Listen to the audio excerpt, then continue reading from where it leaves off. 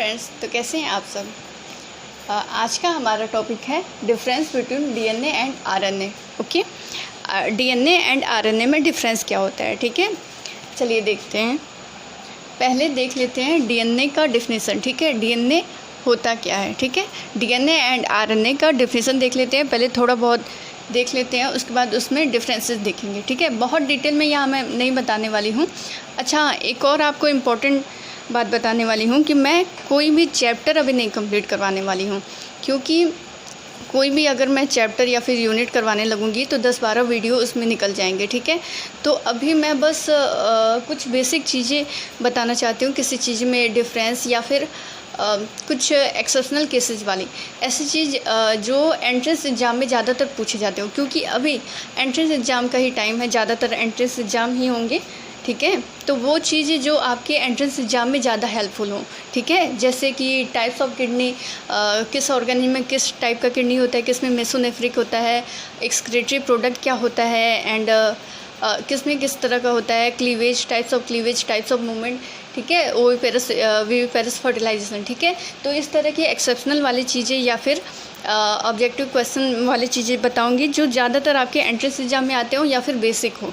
ठीक है, कोई भी चैप्टर कोशिश करूँगी, अगर आप कमेंट करें तो, अगर आप चाहते हो कि मैं कोई चैप्टर कंप्लीट करूँ, आप मुझे कमेंट करना, फिर मैं करूँगी। लेकिन फ़िलहाल तो मेरा ये टारगेट है कि अभी एंट्रेंस एग्ज़ाम का टाइमिंग है, तो इस हिसाब से मैं पढ़ाऊँ। ठीक है, जो आपको ज़्यादा यूजफुल हो। ठीक है, मतलब जो भी एक्सेप्शनल केसेस वाली हो या फिर डिफरेंट टाइप्स के हों, किसमें क्या प्रेजेंट होंगे। ठीक है, तो चलिए आज का हम देखते हैं डीएनए आरएनए में। पहले डिफरेंसेस देख लेते हैं, पहले कुछ बेसिक चीज़ें देख लेते हैं डीएनए आरएनए के बारे में। डीएनए यानी कि डीऑक्सीराइबोन्यूक्लिक एसिड, इसका फुल फॉर्म होता है डीऑक्सीराइबोन्यूक्लिक एसिड। ठीक है, डीऑक्सीराइबोन्यूक्लिक एसिड क्यों कहा जाता है, क्योंकि इसमें एक ऑक्सीजन मॉलिक्यूल कम रहता है।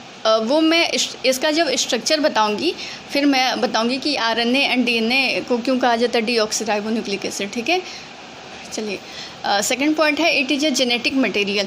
ये एक जेनेटिक मटेरियल है, यानी कि ये ट्रांसफॉर्म करता है, इंफॉर्मेशन को ट्रांसफॉर्म करता है from parents to their progeny, parents से प्रोजेनी में इंफॉर्मेशन को कैरी करता है। ठीक है, DNA it is the most unique molecule in the living world. Living world में बहुत यूनिक मॉलिक्यूल होता है। क्यों इसे यूनिक मॉलिक्यूल कहा जाता है, क्योंकि सारे लिविंग ऑर्गेनिज्म का 99.9% तक डीएनए मैच कर सकता है, लेकिन 0.1% हर किसी का डिफरेंस होता है। ठीक है, 0.1% जो होता है वो किसी से मैच नहीं करता। ओके, नेक्स्ट पॉइंट है फाउंड इन, किसी का किसी में मैच नहीं करता 0.1%, इसलिए यूनिक होता है। ठीक है, हर एक पर्सन का यूनिक होता है ये। Found in chromosome, plastid and mitochondria, इन सब में पाया जाता है। ठीक है, प्लास्टिड तो प्लांट सेल का कैरेक्टर हुआ। ठीक है, आगे देखते हैं। एंड इसका जो स्ट्रक्चर समझाया जाता है उसको क्रोमोजोमल न्यूक्लियोसोम मॉडल कहा जाता है। ठीक है, वो कैसे होता है, तो क्रोमोजोम के अंदर डीएनए प्लस हिस्टोन प्रोटीन मिलके बनता है। ठीक है, वो न्यूक्लियोसोम मॉडल बनता है, वो भी क्वेश्चन पूछे जाते हैं। ठीक है, तो उसमें डीएनए एंड हिस्टोन प्रोटीन मिलके बनता है, क्रोमोजोम के अंदर क्रोमोजोम का स्ट्रक्चर बनाते हैं। ठीक है, नेक्स्ट वर्ड है हार्शे एंड चेस ने finally shown that DNA carries the hereditary information. Hereditary यानी कि जो भी इंफॉर्मेशन जो पास होता है पेरेंट्स, मतलब जनरेशन टू जनरेशन पास होता है। ठीक है, पेरेंट्स से उसके प्रोजेनी में पास होता है। ठीक है, फाइनली क्यों लिखा है मैंने हार्शे एंड चेस, क्योंकि इसके पहले और भी बहुत सारे एक्सपेरिमेंट हुआ कि जेनेटिक मटेरियल कौन है आखिर में। ठीक है, डीएनए, आरएनए या फिर प्रोटीन, इन तीनों में कन्फ्यूजन था कि कौन है, तो फाइनली डीएनए ही लगा कि डीएनए ही है जो इन्फॉर्मेशन को पास करता रहता है। एंड हार्शे एंड चेस ने किया था, सबसे पहला एक्सपेरिमेंट ग्रिफिथ ने किया था। ठीक है, न्यूमोकोकस बैक्टीरिया में। ओके, आगे का नेक्स्ट पॉइंट देखते हैं। चलिए नेक्स्ट पॉइंट है हमारा डीएनए जो होता है हैज, यार जब भी मैं आप लोगों के सामने लिखवाती हूँ मेरा मार्कर काम नहीं करता है। ये हैज लिखा है, has double helical structure, double helical structure. मेरी हैंडराइटिंग बहुत ही गंदी है, इसीलिए मैं ज़्यादातर आप लोगों के सामने नहीं लिखती हूँ, ठीक है। चलिए, डीएनए जो होता है वो डबल हेलिकल स्ट्रक्चर होता है, ठीक है। हेलिकल स्ट्रक्चर में होता है और वो भी डबल ऐसे, ठीक है। नेक्स्ट पॉइंट है हमारा इसका स्ट्रक्चर के बारे में बात करते हैं। इसके स्ट्रक्चर के बारे में, तो ये किसका क्या क्या मिलके बना होता है, तो नाइट्रोजनस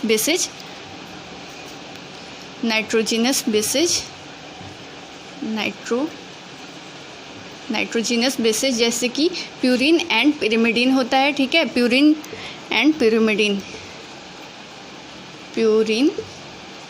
प्लस पिरिमिडीन,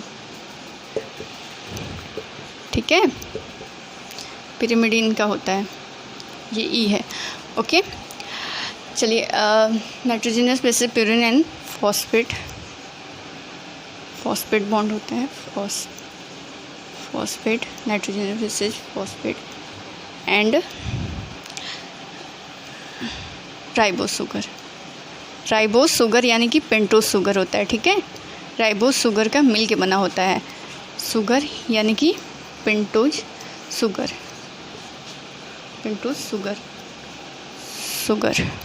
अच्छा, फॉस्फेट मैंने बीच में लिख दिया, ये गलत है।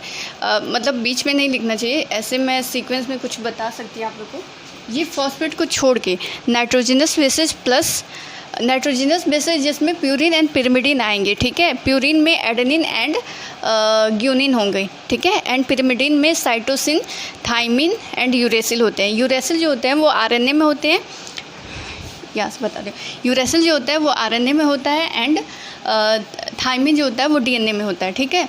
ये डिफरेंसेस मैं आगे चल के बताऊँगी, अभी बता रही हूँ कि nitrogenous basis and ribose sugar जो होते हैं, इन दोनों को मिला के न्यूक्लियोसाइड कहा जाता है, ठीक है। ये फॉस्फेट को हटा दिया जाए तो, एक और मार्कर तो है, फॉस्फेट को हटा दिया जाए तो nitrogenous bases plus ribose sugar मिलके न्यूक्लियोसाइड बनाते हैं। क्या बनाते हैं? न्यूक्लियोसाइड कहा जाता है, ठीक है। न्यूक्लियोसाइड, एंड ये तीनों को मिला दिया जाए तो क्या कहा जाएगा? Nucleotide, okay. यहाँ लिख दो ना, न्यूक्लियोटाइड। तो ये इसके स्ट्रक्चर के बारे में लगभग हुआ कि nitrogenous bases adenine, guanine, cytosine, thymine से मिलकर बना होता है and phosphate plus ribose sugar से मिलकर बना होता है, ठीक है। ये तीनों स्ट्रक्चर से मिलकर बना होता है DNA, and double helical structure होता है। डबल हेलिकल स्ट्रक्चर किसने दिया था? तो वाटसन एंड क्रिक ने दिया था, ठीक है। वाटसन एंड क्रिक, ये तो नेम है तो we can't written in small, always written capital, okay. Watson and Crick ने दिया था, ठीक है, डबल हेलिकल स्ट्रक्चर। आगे बताते हैं आरएनए के बारे में, ठीक है। चलिए, ठीक है। आरएनए यानी कि राइबो न्यूक्लिक एसिड, आरएनए का फुल फॉर्म है राइबो न्यूक्लिक एसिड, ठीक है। Responsible for transmitting the information from the nucleus to ribosome where protein synthesis occur. RNA क्या करता है? तो ये इंफॉर्मेशन को ट्रांसफ़र करता है न्यूक्लियस से राइबोसोम तक, जहाँ पे प्रोटीन सिंथेसिस होता है, ठीक है। अच्छा, कुछ पॉइंट मैं आप लोग को बताने वाली हूँ, ठीक है। जैसे कि डीएनए बना तो उसको क्या कहते हैं? हाँ, डीएनए जो होता है वो खुद से रेप्लिकेट होता है, ठीक है, सेल्फ रेप्लिकेटिंग होता है, ठीक है। डीएनए जो होता है, यहाँ लिख देती हूँ, हमेशा यही होता है। डीएनए जो होता है, डीएनए सेल्फ रेप्लिकेटिंग होता है, ठीक है, यानी कि रेप्लिकेट होके दूसरा कॉपी बना लेता है, ठीक है, अपना दूसरा कॉपी बना लेता है। एक दिन एक किसी वीडियो में मैंने बताया था शायद कि डीएनए का रेप्लिकेशन कहाँ होता है, तो एस फेज में होता है, ठीक है। एस फेज में होता है, जो सेल साइकिल चलता है तो उसमें जो एस फेज आता है, इंटर फेज आता है, उसमें G1 G2 एस फेज आता है, तो एस फेज बीच में आता है, G1 एस देन G2 होता है, ठीक है। तो एस फेज में डीएनए का रेप्लिकेशन होता है, ठीक है, 1 से 2 डीएनए बनता है, ठीक है। तो इसको क्या कहा जाता है? इस प्रोसेस को रेप्लिकेशन कहा जाता है, ठीक है। रेप्लिकेशन डीएनए से डीएनए बनना रेप्लिकेशन हुआ, डीएनए से आरएनए बनना ट्रांसक्रिप्शन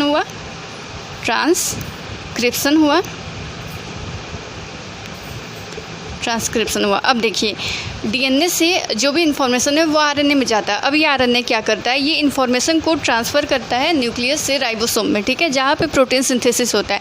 प्रोटीन सिंथेसिस के प्रोसेस को क्या कहा जाता है? अब तो आप जान ही गए होंगे कि आरएनए से प्रोटीन सिंथेसिस होता है। आरएनए से क्या बनता है? प्रोटीन बनता है, प्रोटीन, ठीक है। तो उसको क्या कहा जाता है? ट्रांसलेशन, ठीक है, ट्रांसलेशन कहा जाता है, ठीक है। फिर किसी प्रोसेस में ऐसा भी होता है कि आरएनए से डीएनए बनता है, ठीक है, उसको रिवर्स ट्रांसक्रिप्शन कहा जाता है, ठीक है। आरएनए से डीएनए बनता है तो उसको रिवर्स ट्रांसक्रिप्शन कहा जाता है, ठीक है। तो पहले आरएनए के बारे में देखते हैं, ये कुछ इंपॉर्टेंट पॉइंट रहा, ठीक है। आरएनए के बारे में और देखते हैं। आरएनए में क्या होता है, जो नाइट्रोजनस बेसिस होता है वो डीएनए में थाइमिन होता है, जबकि आरएनए में यूरेसिल होता है। कौन कौन से होते हैं? एडेनिन हुआ, ये नहीं, कौन सा होता है? Adenine, guanine, uracil and cytosine, ठीक है। लेकिन इसका ऐसे नहीं बनता है, ठीक है। इसका पेयर जो होता है वो एडेनिन के साथ हमेशा या तो थाइमिन बनेगा, डीएनए में होगा तब, अगर आरएनए में होगा तो वो यूरेसिल बनेगा, ठीक है, यूरेसिल बनेगा। एंड ग्यूनिन के साथ साइटोसिन बनेगा, ठीक है, ग्यूनिन के साथ साइटोसिन बनेगा, ठीक है। और इसके बारे में और क्या बताऊँ? हाँ, इसमें भी फॉस्फोरिक एसिड होता है, नाइट्रोजनस बेसिस होता है, फॉस्फोरिक एसिड होता है एंड राइबोस शुगर होता है, ठीक है, पेंटोस शुगर होता है, ठीक है। न्यूक्लियोटाइड इसका भी वही टर्म दिया जाता है। और हाँ, ये 3 टाइप्स के होते हैं। आरएनए जो होता है वो 3 टाइप्स के होते हैं। कौन कौन होते हैं? mRNA यानी कि messenger RNA, mRNA, tRNA transfer RNA. tRNA जो होता है यही एमिनो एसिड को कैरी करता है mRNA तक प्रोटीन सिंथेसिस के दौरान, ठीक है। एंड rRNA यानी कि राइबोसोमल आरएनए। लार्जेस्ट आरएनए कौन सा होता है? rRNA होता है, ठीक है, लार्जेस्ट आरएनए होता है rRNA, राइबोसोमल आरएनए, ठीक है। इतना रहा। चलिए एक बार और डीएनए के बारे में देखते हैं। डीएनए जो होता है वो सेल्फ रेप्लिकेटिंग होता है, ठीक है, जेनेटिक मटेरियल होता है, इन्फॉर्मेशन को कैरी करता है from parents to their progeny, ठीक है, कैरी करता है। एंड डीएनए डीऑक्सीराइबोन्यूक्लिक एसिड, ये उसका फुल फॉर्म होता है। आरएनए का राइबोन्यूक्लिक एसिड होता है एंड ये सिंगल स्ट्रैंडेड होता है। हाँ, ये सिंगल स्ट्रैंडेड होता है। एंड डीएनए जो होता है वो डबल स्ट्रैंडेड होता है, वो हेलिकल स्ट्रक्चर में होता है, ठीक है। आरएनए जो होता है वो सिंगल स्ट्रैंडेड होता है। उसका डबल हेलिकल स्ट्रक्चर किसने ढूंढा था? तो वाटसन एंड क्रिक ने देखा था, ठीक है। इसका सिंगल स्ट्रैंडेड होता है। किसी में आरएनए जो होता है वो जेनेटिक इन्फॉर्मेशन कैरी करने का काम करता है, ठीक है, सब में नहीं। किसी में डीएनए, किसी में आरएनए, कुछ वायरसेज में आरएनए करता है, ठीक है।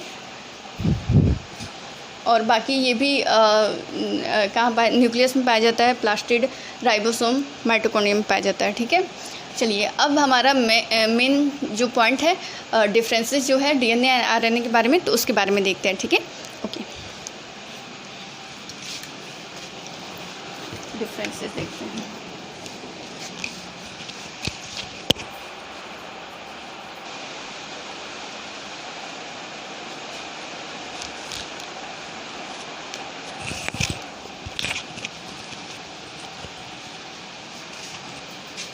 चलिए देखते हैं, नेक्स्ट पॉइंट देखते हैं। नेक्स्ट पॉइंट क्या, डिफरेंसेस देखते हैं, ठीक है। डीएनए एंड आरएनए में डिफरेंसेस क्या क्या होता है। तो पहले तो फुल फॉर्म याद ही हो गया होगा अभी तक। डीएनए का डीऑक्सीराइबोन्यूक्लिक एसिड, क्योंकि इसका जो राइबोस शुगर होता है उसमें एक ऑक्सीजन कम रहता है, ठीक है, इसीलिए डीऑक्सीराइबोन्यूक्लिक एसिड एंड इसका ribonucleic acid. Ribonucleic acid. Okay, second है this sugar in DNA is deoxyribose and RNA में जो शुगर होता है वो राइबोस होता है। ठीक है, राइबोस शुगर होता है, पेंटोस शुगर होता है राइबोस का।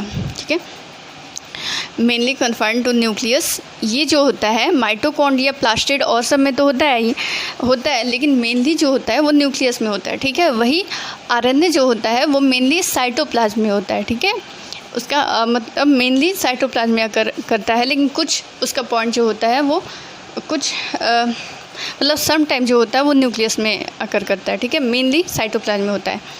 नेक्स्ट है हमारा है थाइमिन पिरिमिडिन। पिरिमिडिन क्या है? प्यूरिन एंड पिरिमिडिन, दो तरह का नाइट्रोजनस बेसिस है। प्यूरिन में एडेनिन एंड ग्यूनिन होता है। ठीक है, एंड पिरिमिडिन में साइटोसिन थाइमिन होता है। ठीक है, तो डीएनए में थाइमिन होता है, आरएनए में यूरेसिल होता है। ठीक है, यूरेसिल होता है, यूरेसिल भी पिरिमिडिन ही होगा। ठीक है, इट कैन रेप्लिकेट इटसेल्फ, ये खुद से रेप्लिकेट हो सकता है। ठीक है, डीएनए से डीएनए बन सकता है, खुद से बन सकता है। ठीक है, और इसी प्रोसेस को रेप्लिकेशन कहा जाता है। ठीक है, इट कांट रेप्लिकेट इटसेल्फ, खुद से रेप्लिकेट नहीं हो सकता है, डीएनए के थ्रू इसका फॉर्मेशन होता है। ठीक है, डीएनए से आरएनए बनता है, उस प्रोसेस को क्या कहा जाता है? उस प्रोसेस को ट्रांसक्रिप्शन कहा जाता है। ठीक है, डीएनए से आरएनए बनने को, एंड आरएनए से प्रोटीन बनने को ट्रांसलेशन कहा जाता है। ठीक है, नेक्स्ट है कैरी डीएनए जो होता है वो carries the genetic information necessary for the development, functioning and reproduction. ठीक है, जेनेटिक इन्फॉर्मेशन को कैरीज करता है जो नेसेसरी होता है डेवलपमेंट, फंक्शनिंग एंड रिप्रोडक्शन के लिए। ठीक है, डीएनए मतलब जो होता है वो इन्फॉर्मेशन को कैरी करता है जनरेशन टू जनरेशन। ठीक है, इन्फॉर्मेशन को, कैरेक्टर को कैरी करता है। ठीक है, जैसा पेरेंट्स में होगा, पेरेंट्स यानी कि देखिए मेल एंड फीमेल दोनों का फर्टिलाइजेशन होता है। ठीक है, फिर प्रोजनी बनता है। ठीक है, तो फादर से भी कुछ कैरेक्टर आएगा, मदर से भी कुछ कैरेक्टर आएगा। ठीक है, दोनों में हैप्लॉइड सेट का क्रोमोसोम होता है, एंड क्रोमोसोम के अंदर डीएनए होता है। डीएनए का वो पार्ट जो ट्रांसक्रिप्ट होता है उसको जीन कहा जाता है। तो मतलब मेनली ये जीन जो होता है ये कैरी करता है कैरेक्टर को। ठीक है, अगर फादर में कैसा है, मदर में कैसा है, उसका टालनेस कैसा, हाइट, वेट तो नहीं, height, hair colour, eye colour. ठीक है, इन सब के बेसिस पे ही इन सब का स्टडी हुआ था, हेरिडिटरी का, इवोल्यूशन का। ठीक है, मेंडस लॉ का। ठीक है, तो उसके बेसिस पे देखा जा सकता है। ठीक है, तो वो ट्रांसमिट होता है, तो उसमें से जो डोमिनेंट होगा उसका कैरेक्टर आता है। ठीक है, मान लो टॉलनेस का ही हो गया कि मेल से आएगा टी, फीमेल से आएगा टी, टॉल का, स्मॉल का ये कैरेक्टर लेके आएगा टॉल का मेल वाला, फीमेल जो होगा वो शॉर्ट का कैरेक्टर लेके आएगा, जो डोमिनेंट होगा वो होगा। ठीक है, ठीक है, तो ये डीएनए जो होता है ये मेनली कैरेक्टर को कैरी करता है। ठीक है, इन्फॉर्मेशन को कैरी करता है जनरेशन टू जनरेशन। ठीक है, एंड आरएनए जो होता है इसका काम होता है, ये भी किसी किसी में जेनेटिक इन्फॉर्मेशन कैरी करता है वायरसेस में।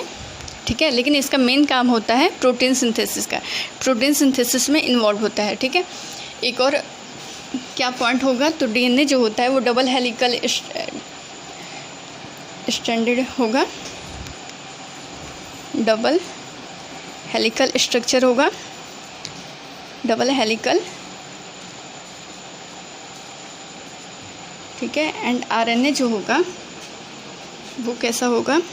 सिंगल होगा। ठीक है, आरएनए जो होगा वो सिंगल होगा। ठीक है, तो इन दोनों में मेन डिफरेंसेस यही होता है। ठीक है, उसमें थाइमिन होगा, इसमें यूरेसिल होगा। ये मेनली जेनेटिक इन्फॉर्मेशन कैरी करेगा, और ये इन्फॉर्मेशन कैरी करेगा डीएनए से आरएनए तक, आरएनए से राइबोसोम तक कैरी करेगा प्रोटीन सिंथेसिस के लिए। ठीक है, प्रोटीन सिंथेसिस आगे होगा जिससे बहुत सारे बॉडी का फंक्शनिंग होगा, यानी कि बहुत सारे प्रोटीन मेनली किससे बनता है? एमिनो एसिड से। ठीक है, तो बहुत सारा एमिनो एसिड जो होगा वो किसी न किसी हार्मोन का, किसी न किसी केमिकल के लिए उसका प्रिकर्सर होता है। ठीक है, उससे बनता है। जैसे कि मान लो कि टायरोसिन ही हुआ तुम्हारा हार्मोन, जो मेलेनिन का प्रिकर्सर है, ठीक है, मेलेनिन का प्रिकर्सर है। एंड इसके डिफिशिएंसी से बहुत सारा बीमारी होता है। तो आगे मैं किसी न किसी वीडियो में बताऊंगी कि मतलब बहुत सारे डिफेक्ट भी हो जाते हैं जिसको जेनेटिकली डिसऑर्डर कहा जाता है, ठीक है। मान लो कि कोई भी एक DNA हुआ, जीन हुआ, उसके अंदर अगर कुछ खराबी हो गई, ठीक है, कुछ भी कमी आ गया, तो उसके वजह से उसका जो प्रोटीन सिंथेसिस होगा वो भी उल्टा सीधा हो जाएगा, ठीक है, वो भी सही मैनर में काम नहीं करेगा, ठीक है। अगर बनना चाहिए टायरोसिन, उसके जगह पे वैलिन बन गया, प्रोटीन सिंथेसिस पूरा गड़बड़ हो गया, जिसकी वजह से आगे का पूरा बॉडी फंक्शनिंग ही गड़बड़ होने लगेगा, तो डिसऑर्डर होने लगेंगे, ठीक है। तो ये सब जेनेटिकली डिसऑर्डर में पढ़ा जाएगा। फ़िलहाल के लिए डिफरेंसेस के लिए यही है कि ये सब मेन पॉइंट है। डीऑक्सीराइबोन्यूक्लिक एसिड होता है, RNA का राइबोन्यूक्लिक एसिड होता है, ठीक है। न्यूक्लियस में मेनली होता है DNA। RNA जो होता है साइटोप्लाज्म में होता है, इसमें थायमिन होता है, इसमें यूरेसिल होता है, रेप्लिकेट कर सकता है, ये रेप्लिकेट नहीं कर सकता है। DNA से इसका फॉर्मेशन होता है ट्रांसक्रिप्शन के थ्रू, ठीक है। जेनेटिक इन्फॉर्मेशन को कैरी करता है, ये मेनली प्रोटीन सिंथेसिस करता है, ठीक है। ये डबल हेलिकल स्ट्रक्चर होता है, किसने दिया था, वाटसन एंड क्रिक ने दिया था। ये सिंगल स्ट्रैंडेड होता है, ठीक है। तो अगर आपको मेरा वीडियो पसंद आया हो उसे लाइक करें, सब्सक्राइब करें एंड ज़्यादा से ज़्यादा शेयर करें। Thank you.